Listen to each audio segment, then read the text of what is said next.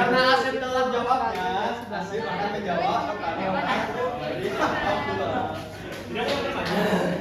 Perlu, tidak apa-apa, karena sudah. Asik bisa nggak sebutin 2 koin yang menjadi kekuatan dari Oh, itu tadi sumber daya alam sama kekuatan militer.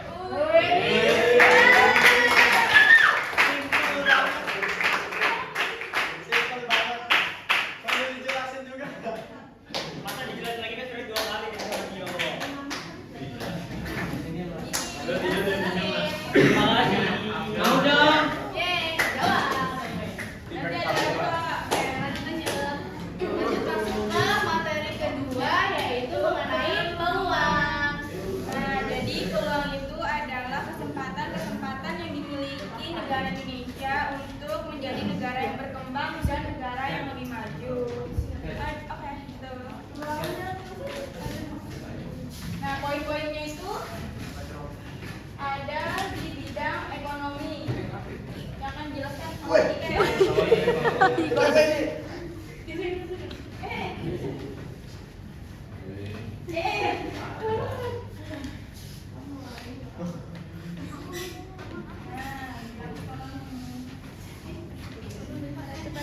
Nah, jadi kita masuk ke pembahasannya. Menurut laporan ekonomi Archipelago, McKinsey itu menegaskan kalau Indonesia bakalan naik ke posisi ke-7 ekonomi terbesar terkuat di dunia pada tahun 2030.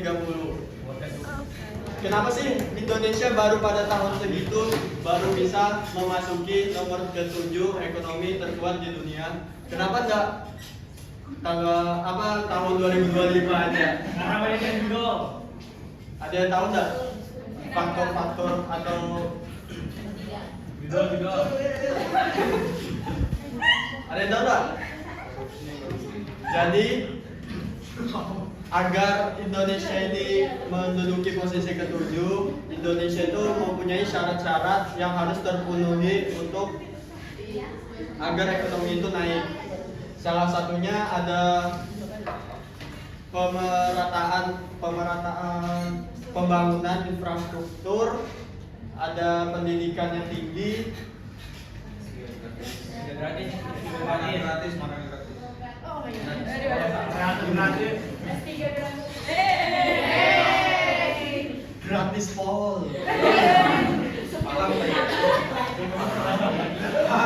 Nah, jadi itu syarat-syarat agar nah Indonesia ini kan belum terpenuhi ya syarat-syaratnya. Jadi Indonesia itu belum bisa dalam waktu dekat ini memasuki ekonomi ke-7 di dunia, terkuat di dunia.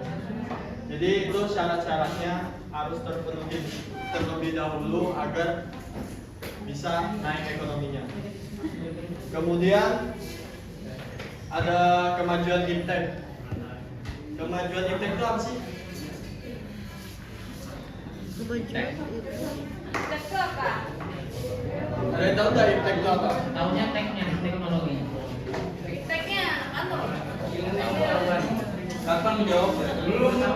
Daftarnya Belum mengatakan teknologi. Ya betul itu. Jadi iptek itu ilmu pengetahuan teknologi.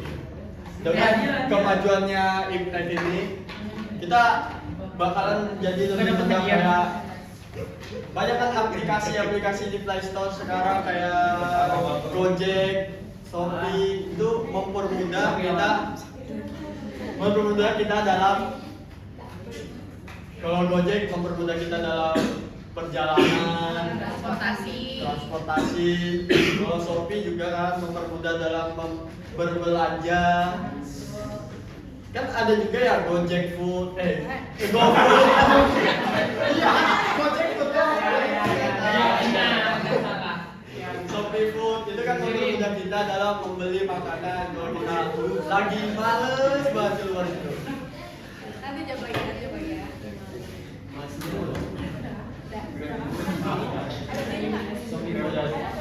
Untuk lebih jelasnya kita akan menampilkan video tentang kemajuan iptek. Bagolai. Bola.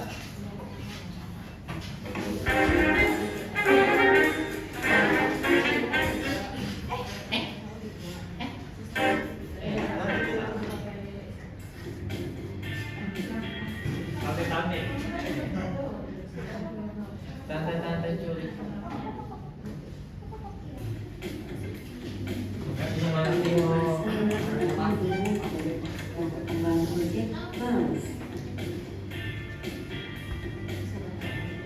Kayak gitu ya. Kalau sekarang ada aplikasi Gojek.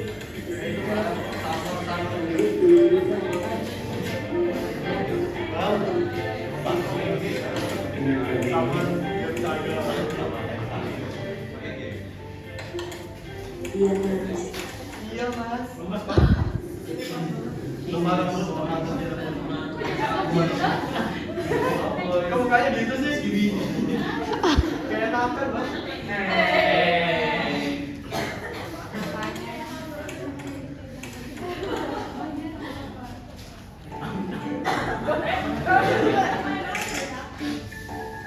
Mas sudah suami istri.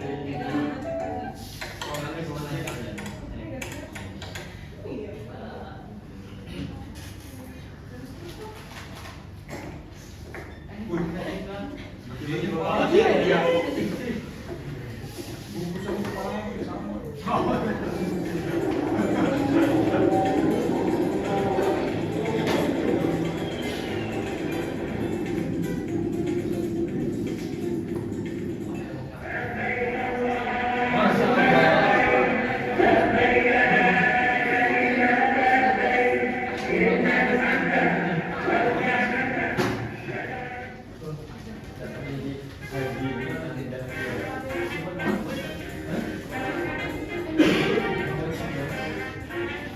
Inovasi dunia pendidikan semakin berkembang. Dengan adanya IPTEK tentunya membuat pendidikan sangat mudah untuk dilaksanakan dalam kondisi apapun.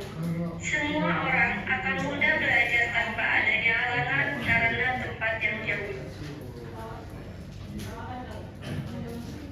Muncul metode pembelajaran baru IPTEK mengenai perubahan metode pembelajaran bagi pelajar dan mahasiswa. Metode pembelajaran ini tidak itu saja seperti sebelum IPTEK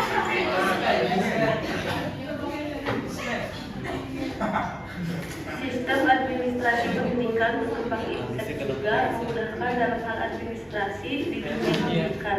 Orang tua dan mahasiswa tidak perlu repot-repot untuk mendaftarkan pendidikan hingga datang ke tempatnya.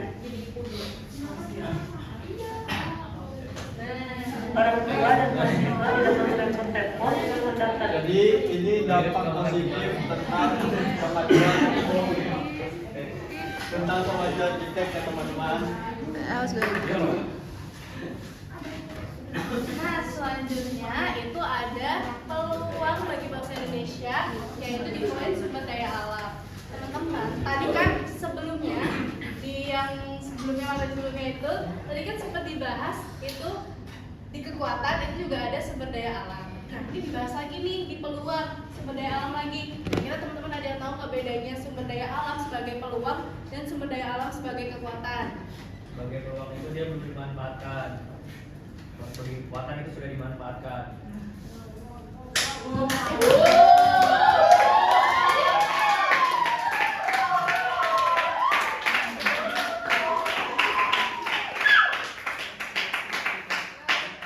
Sini kamu tulis MTK. Habis aja ya dari Maswa. Jadi teman-teman, sumber daya alam di Indonesia ini kan melimpah banget ya, banyak, beragam dan melimpah banget. Nah, jadi teman-teman, sumber daya alam ini juga menjadi peluang buat bangsa Indonesia, terutama yang pertama di bidang ekonomi, di bidang berpotensi ekspor.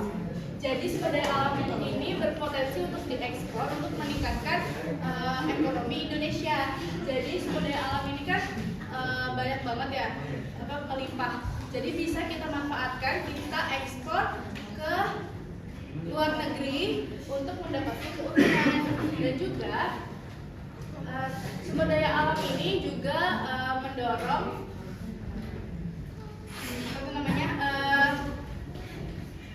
pembangunan infrastruktur.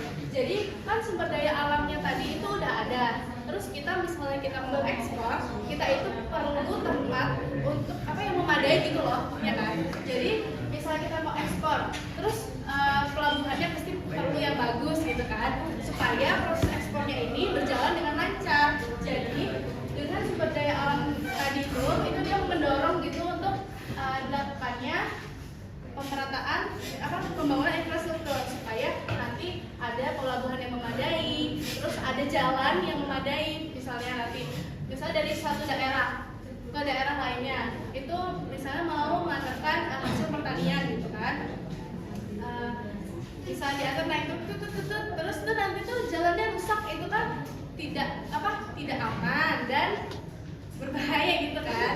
Jadi misalnya ini didorong untuk jalannya dibikin jadi bagus supaya nantinya waktu dalam proses itu dia gak ada masalah gitu, aman gitu. Terus lanjut ke poin selanjutnya itu ada keberagaman budaya dan pusat pariwisata. Jadi Indonesia itu kan beragam banget sama budaya-budayanya. Dengan keberagaman budaya yang ada di Indonesia itu bisa menjadi peluang atau potensi kita untuk menarik minat wisatawan asing. Jadi kan dengan keberagaman budaya Indonesia itu ada tarian, musik, adat istiadat, terus apa lagi ya? Festival tradisional banyak banget. Nah, karena banyak tadi itu kan setiap daerah itu pasti punya ciri khas kebudayaan yang unik ya kan. Nah itu tuh bisa menarik minat wisatawan lokal maupun mancanegara untuk merasakan berkunjung ke Indonesia, merasakan sensasi menikmati budaya yang berbeda dari miliknya sendiri. Jadi kayak misalnya aku mau ke Bali nih, terus kayak wah ada tari kecak, ada gitu-gitu gitu. Terus habis itu keberagaman budaya dan pusat pariwisata ini juga menciptakan peluang untuk lapangan kerja. Jadi misalnya di tempat itu tuh orang-orang bisa melihat peluang di situ. Misalnya kayak di Bali gitu ya, kan banyak pantai-pantai. Oh berarti ada kita bisa melihat peluang. Oh bisa nih di sini dibangun hotel yang view-nya pantai gitu kan. Terus kita juga selain bisa membuka lapangan pekerjaan, misalnya bangun hotel, berarti kita bisa membuka lapangan pekerjaan pegawai hotel gitu kan. Terus kita bisa membuka supermarket, terus restoran ataupun toko-toko kerajinan atau seni gitu, itu juga bisa ya. Terus keberagaman budaya dan pusat pariwisata ini juga bisa meningkatkan ekonomi dan juga devisa negara. Jadi kan misalnya meningkatkan ekonomi itu karena misalnya dari wisatawan mancanegara itu misalnya datang ke Indonesia itu kan pasti biayanya nggak sedikit. Dia udah tiket pesawat, biaya penginapan, terus juga bisa dia di sini beli macam-macam transportasi dengan. Nah itu kan banyak ya biayanya. Jadi biaya-biayanya itu biasanya tuh kan ada pajak-pajak juga. Nah pajaknya ini itu bisa masuk ke dalam penghasilan negara. Iya, jadi bisa meningkatkan pertumbuhan ekonomi kita. Nah, terus bisa meningkatkan devisa negara dengan cara misalnya ekspor benda-benda budaya, misal kayak batik, hasil kerajinan batik, kerajinan orang lainnya. Kalau diekspor itu bisa meningkatkan devisa negara. Nah, gitu teman-teman. Lanjut ke poin selanjutnya. Jadi yang terakhir yaitu Indonesia berpeluang. Belum. Nah, yang terakhir ini Indonesia berpeluang sebagai pusat industri halal. ASI.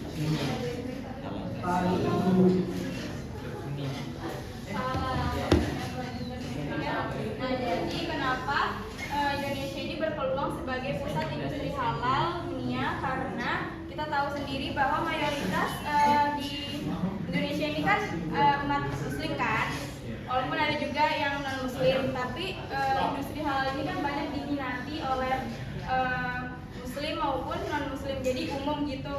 Terus itu juga alasannya pemerintah juga mendukung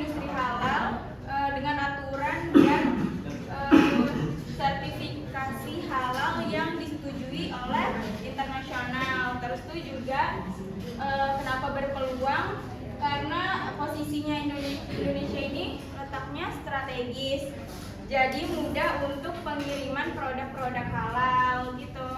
Itu aja sih. Udah nggak videonya? Kita sambil lihat videonya biar lebih paham dan lebih tahu ya.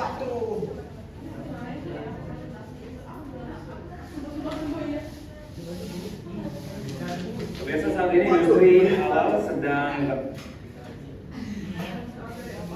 tidak lain karena pasarnya yang besar. Selain itu tidak hanya untuk muslim yang mengkonsumsi produk dan layanan halal, tetapi untuk non-muslim pun turut mengkonsumsi sejumlah produk halal karena merasa produk dan layanan halal lebih terjamin karena memiliki sertifikasi yang lebih ketat. Berdasarkan data dari State of the Global Islamic Economy Report pada tahun 2015, pasar industri halal di Indonesia selalu berada di 8 besar untuk setiap kategori industri halal. Bahkan untuk kategori halal food, Indonesia berada di posisi pertama dengan nilai belanja sebesar 170 miliar dolar Amerika Serikat, berselisih 43 miliar dolar Amerika Serikat dari Turki yang berada di posisi kedua. Walaupun pasar industri halal di Indonesia merupakan salah satu yang terbesar di dunia, hal tersebut ternyata masih belum diimbangi oleh bagian produksinya. Berdasarkan laporan yang sama, Indonesia berada di posisi 10 dengan GIE Indicator Score sebesar 45. Untuk peringkat per kategori, Indonesia hanya masuk 10 besar di 3 kategori, yaitu Modern Fashion di peringkat 2, Halal Travel di peringkat 4, dan Islamic Finance di peringkat 10.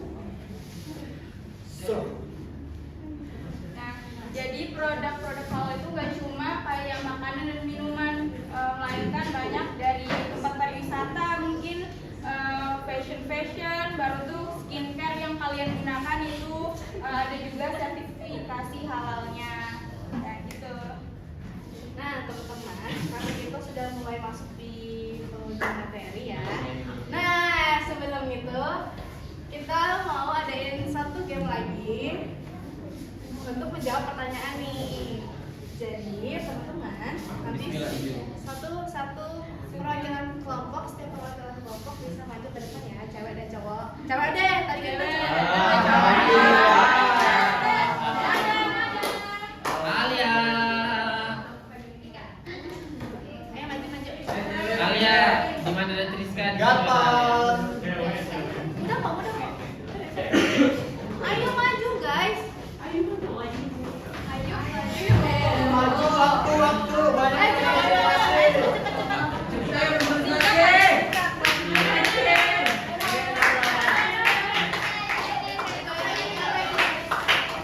Nanti kalian pipa dulu, nanti sama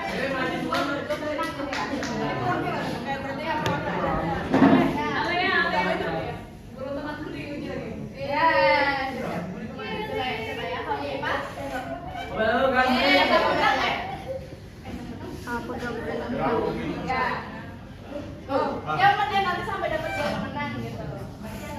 Ya, oke. Udah tahu. Ini yang beda sendiri ngapain? Absen dulu nggak sih? 9. 8. 2. 3. 4. 5. Sapira. Aduh, kacau ini.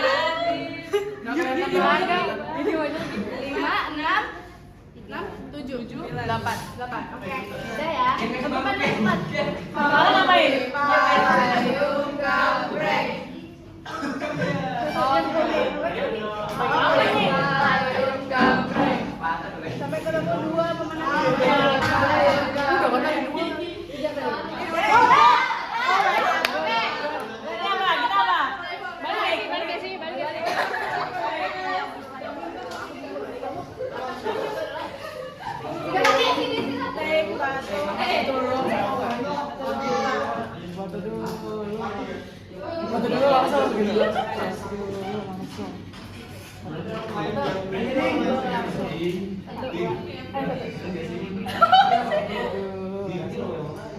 Berarti Pasha duduk, dadah. Jain.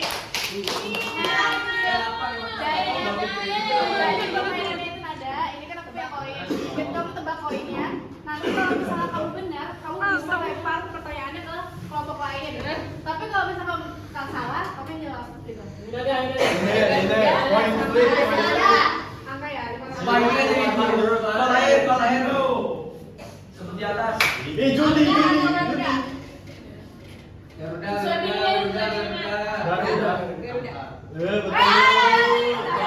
Betul. Jadi pertanyaannya itu sama ya. Nah. Sebut ya apa nih? Nah, kan keragaman budaya itu kamu coba sebutkan contoh ini nih tempat pariwisata yang termasuk faktor penting.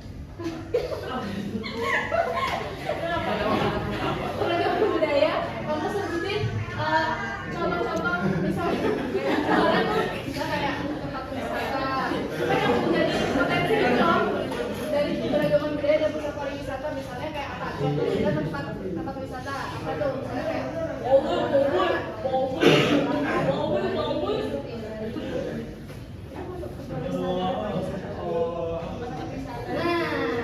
Potensi menjadi nah itu apa aja contohnya?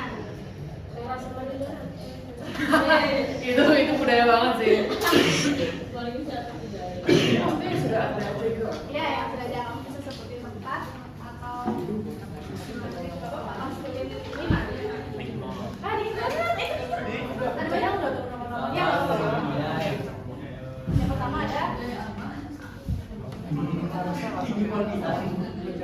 Posisinya tuh di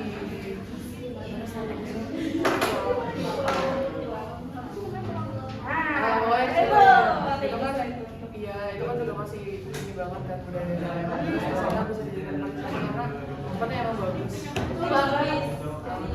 Banyak penginapan juga. Terus apa lagi kan ada? Boleh. Betul kan? Ya. Itu kan sebenarnya kayak pariwisata banget bisa dikunjungi sama kapan gitu kan.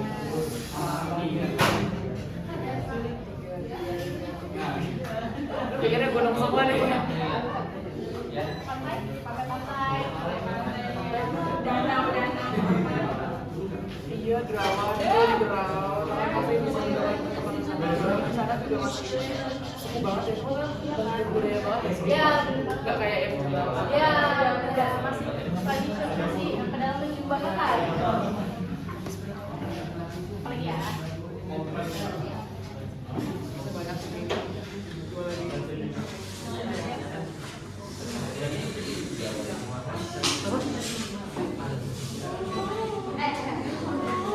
Itu tapi sebenarnya lebih pariwisata untuk nasional ya. Maksudnya orang-orang Indonesia doang. Kalau misalnya kayak berkumpul dan ya Itu bisa mancanegara. Satu lagi. yang Dayak. Iya. Gampang. Oh Karena iya, kita di gampang. karena kita kan di kafe. Oh iya benar banget. Nah, betul.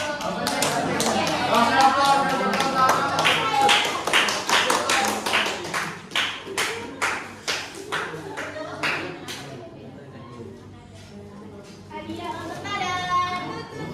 Ini lucu banget.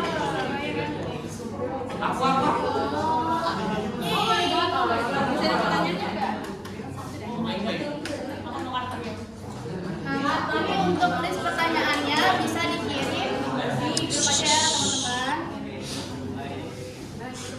Oke, sekian.